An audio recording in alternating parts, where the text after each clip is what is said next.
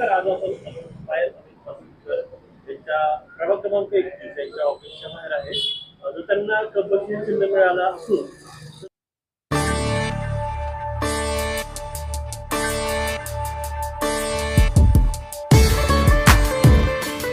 तरंगे पाटील आपल्या इकडे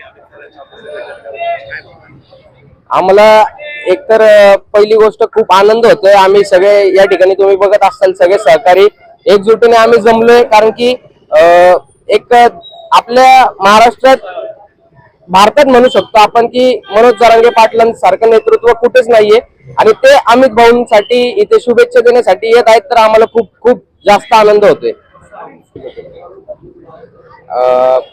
आज लक्ष्मण भाऊ जगताप म्हणजे आमचे सर्वांचे दैवत म्हणू शकतो आपण. यांचा आज स्मृती दिन आहे आणि त्यांनी अपक्ष जी निवडणूक लढवली होती त्यावेळेस त्यांचं जे कब्बशी चिन्ह होतं ते आज पायल वहिनी अमित भाऊ पसरनेकर यांना मिळालेलं आहे. त्यामुळे हा आमच्यासाठी सर्वसामान्य कार्यकर्त्यांसाठी खूप भावनिक क्षण आहे. त्यामुळं आम्ही घरोघरी कसं पोहोचता येईल आणि आज त्यात मनोज जरांगे पाटील या ठिकाणी आम्हाला शुभेच्छा देण्यासाठी, पायल वहिनी अमित पसरनेकर यांच्यासाठी शुभेच्छा देण्यासाठी या ठिकाणी येणार आहेत. तर आम्हाला खूप आनंद पण होतोय आणि खूप भरून पण आलंय. आता आज लक्ष्मण भाऊंचा स्मृती दिन आहे आणि आजच्या त्या स्मृती दिनानिमित्त लक्ष्मण भाऊ ज्या चिन्हावर राजकीय वाटचाल आमदारकीची सुरुवात झाली होती ते चिन्ह माझ्या पायल दिदीला मिळालेलं आहे. म्हणजे हा दुग्ध शर्करा योग आहे आणि त्या दुग्ध शर्करा योग मध्ये जे आपल्या महाराष्ट्रासाठी आरक्षणाचा जो लढा ज्यांनी दिला जरांगे पाटील, ते सुद्धा आज या प्रसंगी इथं येतात आपल्या ऑफिसवर. म्हणजे आमची आजची जी सुरुवात आहे ही कदाचित आमची विजयाची नांदी ही आता फिक्स झालेली आहे असं समजायला काही हरकत नाही. खूप मोठा क्षण आहे आमच्यासाठी, चांगला एकदम खूप चांगला क्षण आहे.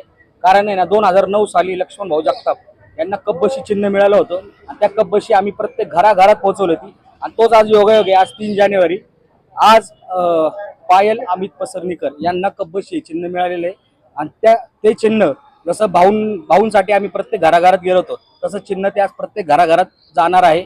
आणि सांगायचं झालं तर अमित भाऊ यांचं गेली 8 ते 10 वर्ष इथलं समाजकार्य, गरिबांना मदत असू, म्हाताऱ्या लोकांसाठी तुम्ही इथं बघू शकता की ना रोज पेपर वाचनालयापासून आर्थिक मदत असेल, त्याच्यानंतर आपण कोल्हापूरला जो फ्लड आला होता त्याच्यासाठी पण भाऊंनी खूप सारी मदत केलेली आहे. अशा बऱ्याच गोष्टी आहेत की आपण जी बॅचलर मुलं होती लॉकडाऊन सारख्या क्षणी 3 टाइम, म्हणजे खोटं नाही सांगणार तुम्हाला की 3 टाइम लोकांना जेवण चाललं होतं भाऊंकडनं.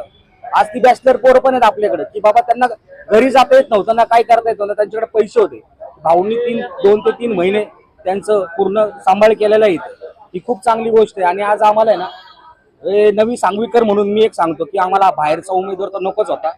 त्यामुळं 100% ना हा आहे ना आज तुम्हाला खरं सांगतो विजय आहे ना आपला हा 50% झालेला आहे. या कब्बशी चिन्हाने आम्हाला भेटलेला आहे त्या बाबतीत.